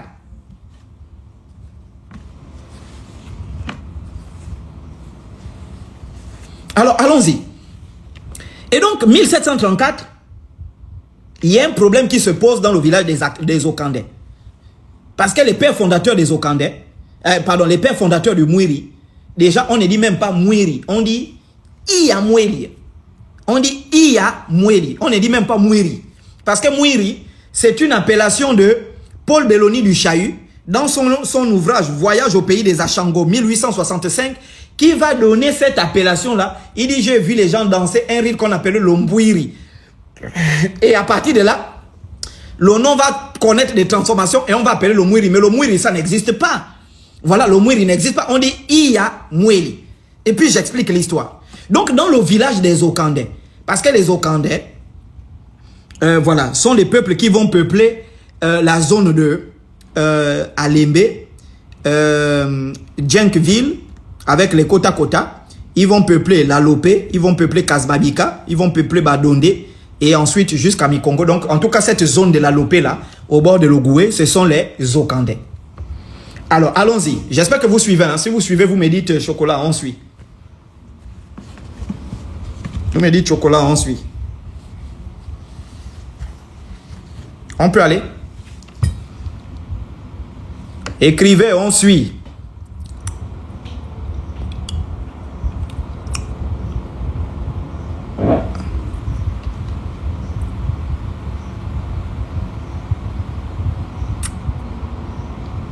Ok. Donc, il va se poser un problème dans le village des Okandais. Quel est le problème qui se pose chez les Okandais? Le Mouiri, c'est l'histoire entre un oncle et son neveu. L'oncle va épouser une jeune fille qui avait la génération de son neveu. Déjà, vous savez que chez nous, les Bantous, c'est le neveu qui hérite de l'oncle. L'oncle maternel a plus de pouvoir sur l'enfant que son propre père. J'espère que vous comprenez. Donc, dans les sociétés, dans la culture bantou, l'oncle maternel a plus de pouvoir sur son enfant que le père de cet enfant-là. Et le neveu, lui, doit hériter de l'oncle maternel. Et donc, l'histoire que je vais vous raconter, si je me trompe, pardonnez-moi à ceux qui sont initiés, ça cause des variations zonales, certainement, il y aurait une différence dans l'explication, mais l'idée va rester la même. Et donc, il va se poser un problème.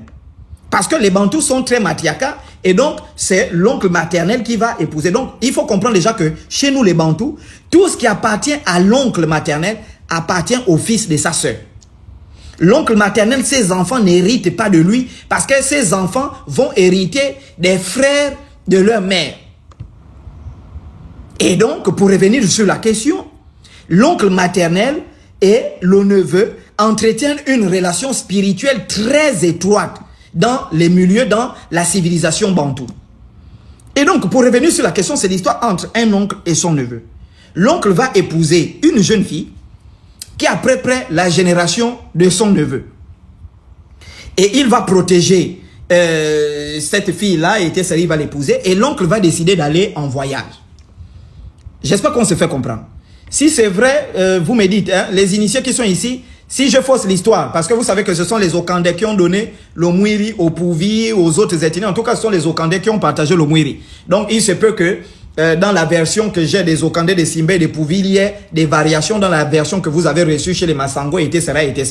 C'est bon? Donc, allons-y. Le problème se pose ici. L'oncle maternel va aller en voyage. Et quand il part en voyage, le neveu va être, parce que rien n'avait été vérifié, et c'est de là que va naître la justice. Rien n'a été vérifié. L'oncle maternel, dans son voyage, il a une intuition. L'intuition, c'est laquelle? C'est que mon neveu a damé ma femme. Si c'est faux, vous me dites. Mon neveu a damé ma femme. Bon, moi je ne sais pas si ça, il a damé ou bien il n'avait pas damé. Mais mon neveu a damé ma femme. C'est comme s'il revient au village. Quand il revient au village, sur cette question-là, il accuse son neveu d'avoir couché sa femme, qui était de la même génération que son neveu. Ça peut aller. Et donc, la question va se poser. Est-ce que tu as sorti avec la femme de ton oncle ou tu n'es pas sorti avec la femme de ton oncle? Et donc, ils vont amener le problème au corps de garde. Parce que nous, chez les Bantous, on juge le problème au corps de garde. Pour ceux qui ne connaissent pas le corps de garde, je pense que ici au Gabon, le corps de garde, c'est l'endroit où on reçoit les étrangers au village et où se traitent tous les problèmes. Je ne sais pas si je peux avoir, je vais avoir une photo ici de ce qu'on entend par corps de garde. Alors, soyez patients hein, parce qu'il faut que j'explique pas par pas. Vous savez que ça ne peut pas être expliqué dans une simple vidéo. Et donc, allons-y.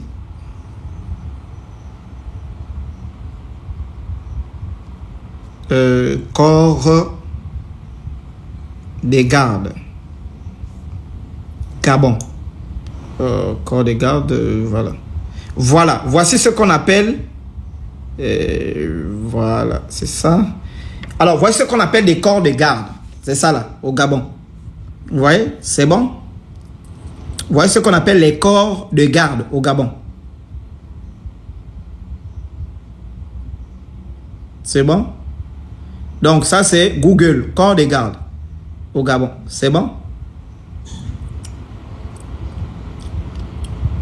Voilà. Donc dans d'autres ethnies, ils vont appeler le Tsapala. Dans d'autres ethnies, ils vont appeler. Voilà. Donc ils vont amener le problème au corps de garde. Alors suivez bien. Quand ils amènent le problème au corps de garde, ils vont demander à l'oncle quel est le problème avec ton neveu. L'oncle va dire, il a couché ma femme. Le neveu va dire non. Je n'ai pas couché ta femme. On va dire, il a couché ta femme. Et avec la pression, le neveu va finalement dire, oui, j'ai couché ta femme. Alors, puisque l'adultère est condamnable, l'adultère, c'est un délit dans les sociétés bantoues. Quand tu commets adultère, on doit te massacrer, on doit t'exécuter, c'était la peine de mort, l'adultère. J'espère qu'on se fait comprendre. Donc, puisque le neveu a reconnu, certainement sous la pression des anciens, il a reconnu que d'accord, je suis sorti avec la femme de mon oncle. On a dit, tu as commis adultère, on doit te tuer.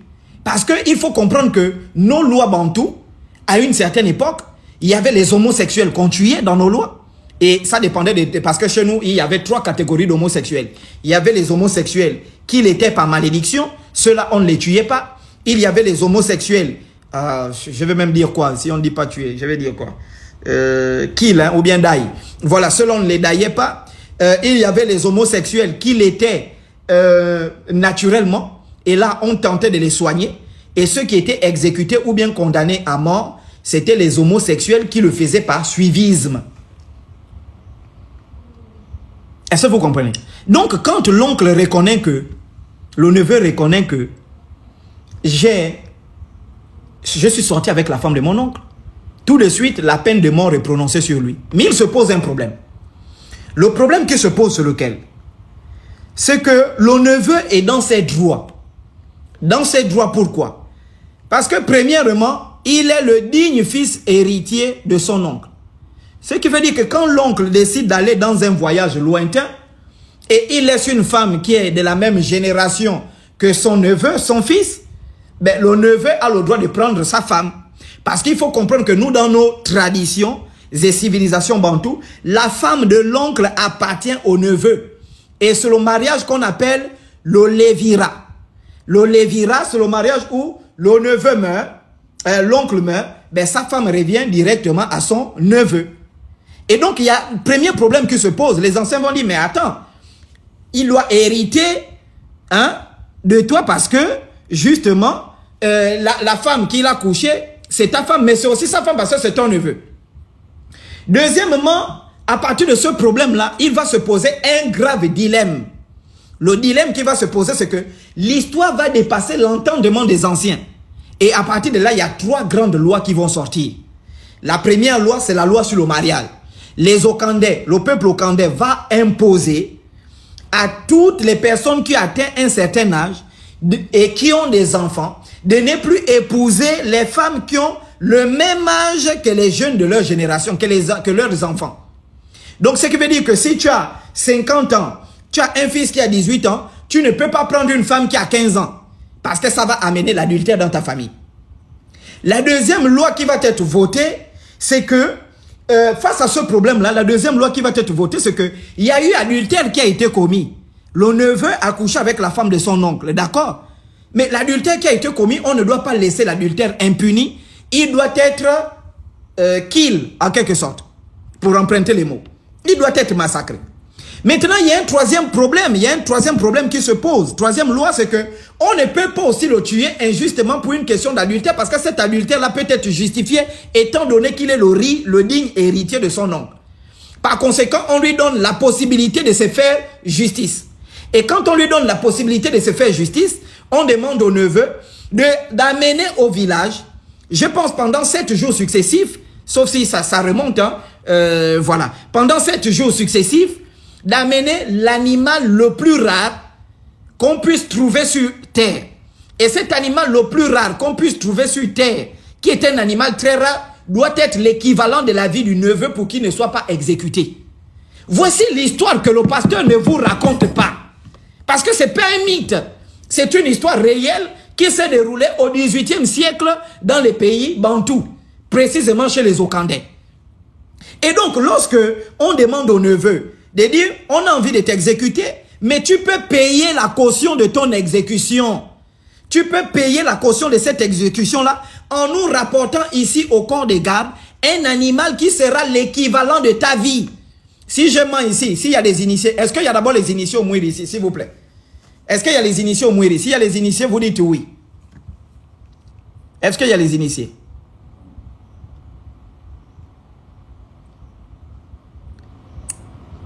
Oui, oui. Les initiés au Mouiri, hein? Oui. Bon, est-ce que l'histoire que je raconte là est vraie? C'est pas l'histoire entre Moutamba Nabika, l'oncle et le neveu. Si c'est vrai, vous dites c'est vrai. Si c'est faux, vous dites c'est faux. Voici ce qui est là. Ce sont les initiés qui sont là. Donc c'est une histoire entre l'oncle et le neveu. Et on va dire au neveu, l'acte que tu as commis là, l'adultère, chez nous les Bantous, on ne couche pas les femmes des gens. Chez nous les Bantous, on ne dévierge plus une fille sans l'amener au mariage. Chez nous les Bantous, on ne vole pas dans le village. Chez nous les Bantous, on ne tue pas. Mais l'acte que tu as commis là, tu as couché la femme de quelqu'un, on doit t'exécuter. Mais comment, conformément à nos lois, on ne peut pas aussi te tuer comme ça sans cause. Tu as la possibilité de te faire justice. Et pour te faire justice, tu vas nous rapporter l'un des animaux les plus rares qui sera l'équivalent de ta vie. Et pendant un laps de temps, chaque jour, tu vas nous apporter cet animal-là. Et l'animal-là s'appelle, il appartient à la famille des crocodiliens qu'on appelle l'ongando. Si je mens, les initiés ici vous dites c'est faux. Non, mais ça c'est, on ne dit pas, c'est pas, on ne dit pas tout. Il est temps d'expliquer, il faut rappeler ça aux gens. Parce que quand quelqu'un se lève, il vient raconter des mensonges sur quelque chose qu'il ne connaît pas, les gens vont s'arrêter là pour croire. Les gens vont s'arrêter. Le problème c'est que moi, le chocolat, je ne nie pas ce qui est bien dans les églises, je ne nie pas ce qui est faux dans les églises. Je ne nie pas. Hein? Voilà. Donc, non, le crocodile, c'est le mungondo. Il faut comprendre ça, il faut bien comprendre. Le crocodile, c'est le mungondo. Mais c'est l'ongando dont on avait demandé au neveu d'aller chercher chaque jour. Pourquoi l'ongando? L'ongando, oui, justement, le caïman. Pourquoi l'ongando? Moi, je l'ai vu une fois dans ma vie, vers Kulamutu, au village d'Ibuka. Vraiment, on descend la colline comme ça, il y a une buse. Et puis, on pêchait là-bas, on avait attrapé l'ongando. Et la particularité de ce caïman-là, il est très rare. C'est l'un des... Il est très rare. Et les anciens, ils sont forts. Vraiment que nos ancêtres soient bénis. Il est très rare. Et ce qui fait la particularité de cet animal-là, peut-être que vous ne le savez pas, c'est un animal qui, à chaque fois qu'il prend un an de plus, il avale un caillou.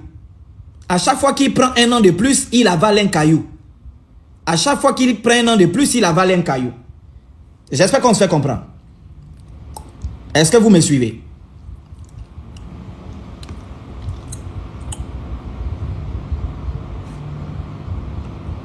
On peut aller? Voilà. Il faut démanteler ces faux pasteurs-là. Il faut démanteler les faux pasteurs.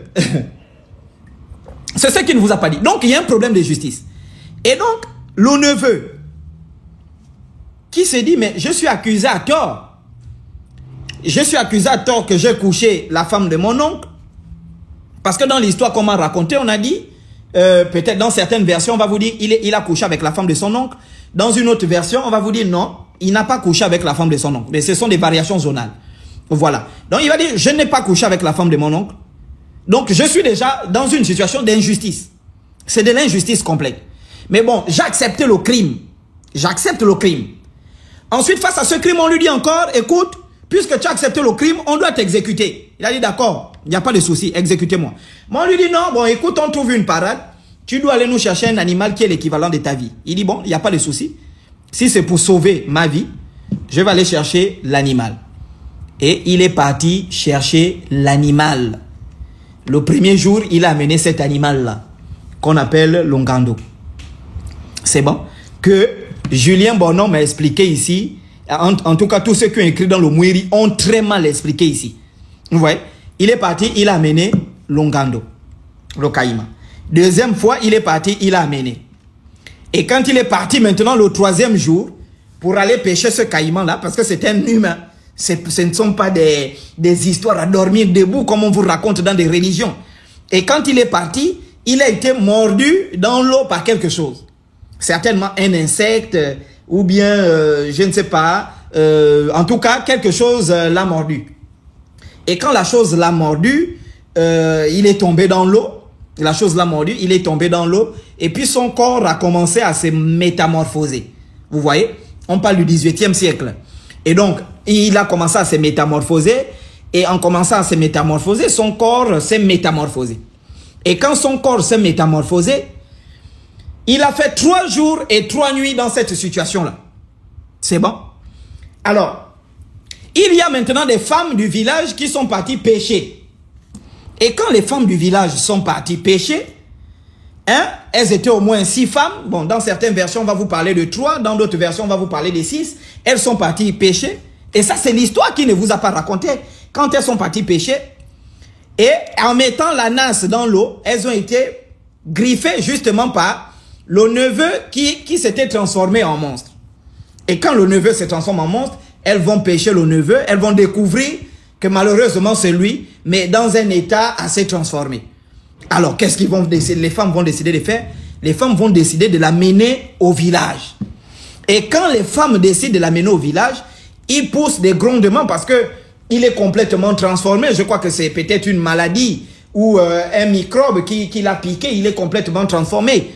Mais on l'amène. Et comme il pesait tout ça là, les femmes vont l'abandonner quelque part au village et les femmes vont se rendre au village. Et les hommes qui dansent le Niembé à cette époque, voilà, vont découvrir que les femmes ont découvert un rite. Et puisque la chose va gronder à chaque fois, les hommes vont se rendre pour aller découvrir ce que les femmes ont découvert.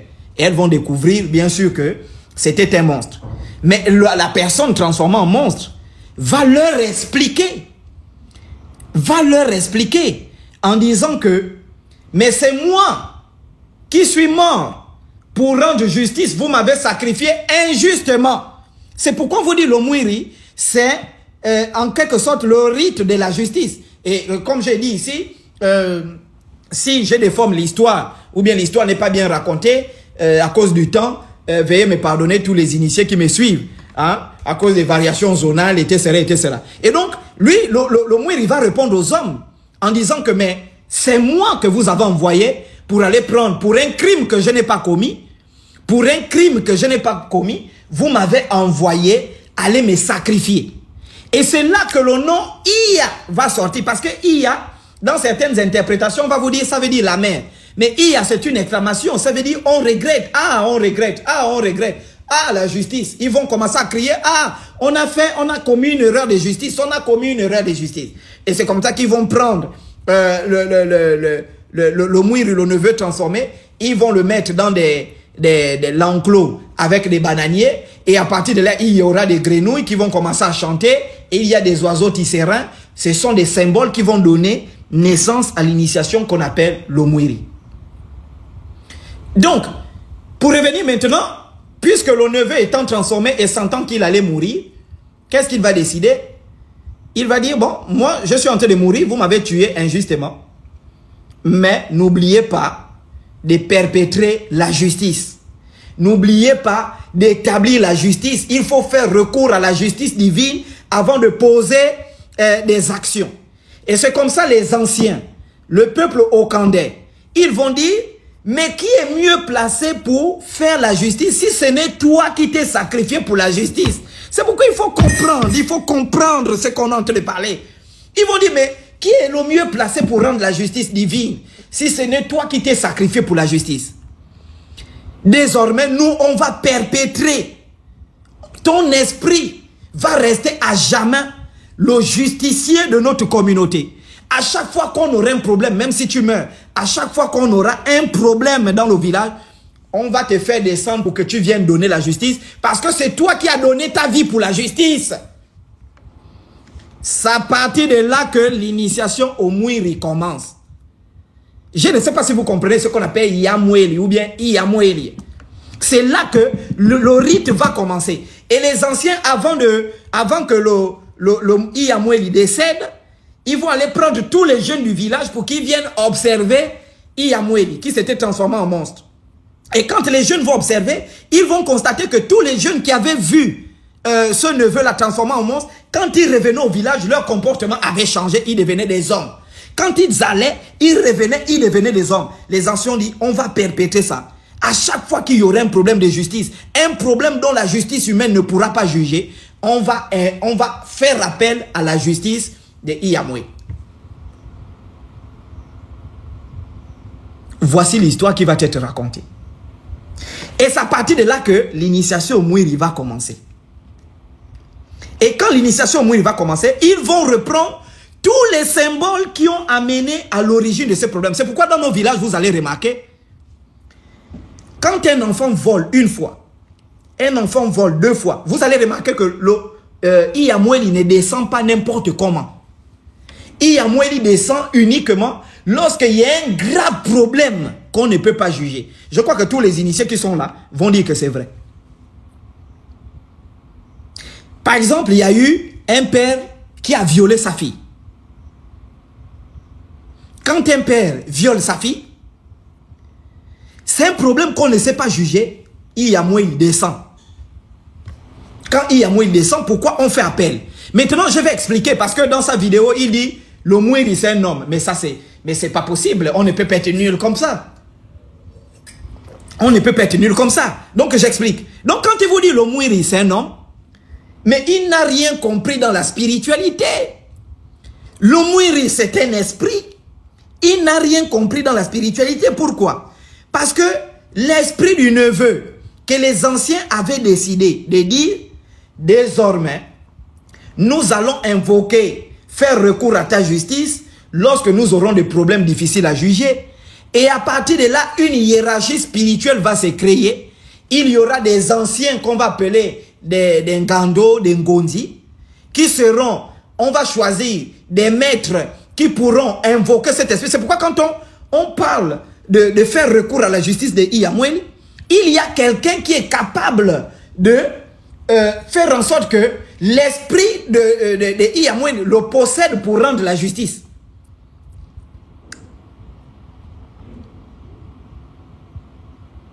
Et c'est ce que beaucoup vous ne comprenez pas. Ça veut dire c'est comme, vous prenez l'exemple dans le christianisme. Dans le christianisme, quand le pasteur vous dit le Saint-Esprit est là, c'est le Saint-Esprit qui parle en moi. Mais il a raison. Pourquoi?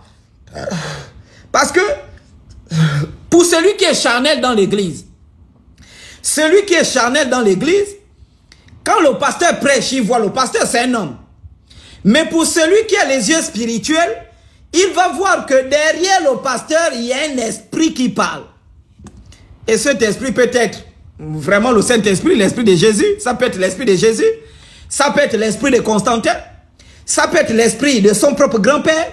Ça peut être un esprit de serpent. Ça peut être un esprit de l'homosexualité. Donc quand le pasteur vient, il dit, l'Éternel m'a dit, l'Éternel est sur moi. Celui qui a les yeux spirituels regarde que c'est un homme. Mais derrière chaque voix, derrière chaque homme, il y a une entité qui le gouverne. Mais moi, je ne vois pas pourquoi ça scandalise. Je ne vois pas pourquoi, quand on dit, il dit dans sa vidéo, oh, quand tu sors, on te fait découvrir que le Mouiri, c'est un homme. Mais celui qui sort, c'est un homme, mais qui voile l'esprit du Mouiri. Et c'est là qu'ils n'ont rien compris. Celui qui sort, c'est un homme, mais qui voile l'esprit du Mouiri.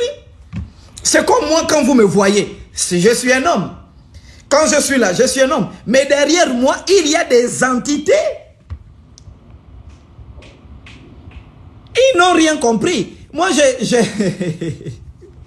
il y a quelque chose même, quand j'ai débattu avec Gazbi. Hein, c'est salopard. Gazbi a dit quelque chose. Il y a certains chrétiens qui ont été choqués. Gazbi a dit, je suis la parole faite chair.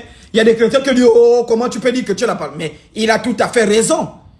Si le Saint-Esprit est en lui, et que le Saint-Esprit c'est la parole, mais Gazbi devient la parole faite chair. Moi je ne comprends pas comment les gens n'ont pas compris. Enfin, je ne comprends pas. Hein?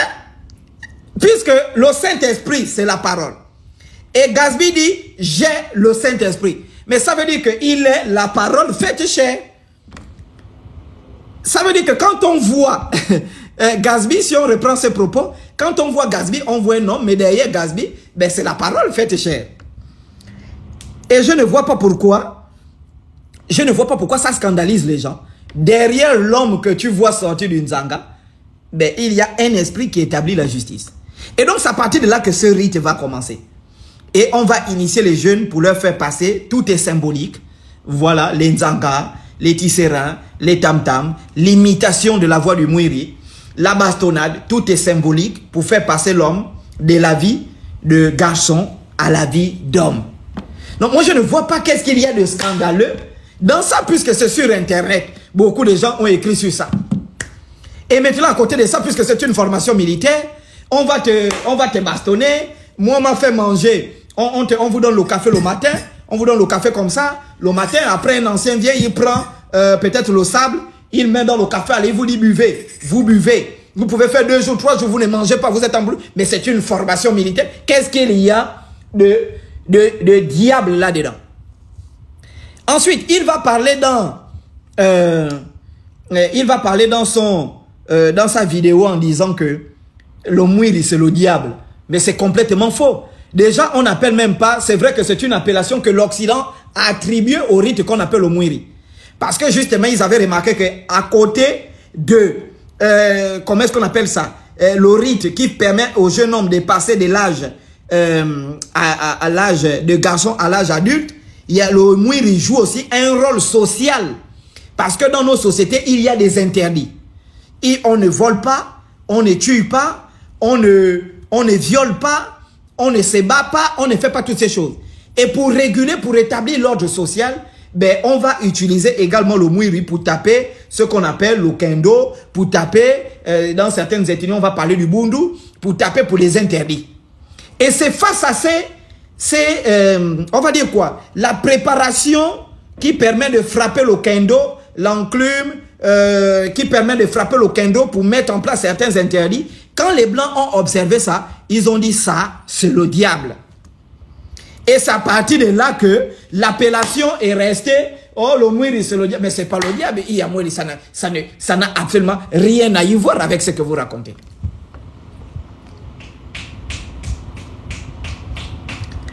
Ils ont chaud. Regardez, ils vont faire ça. Les pasteurs.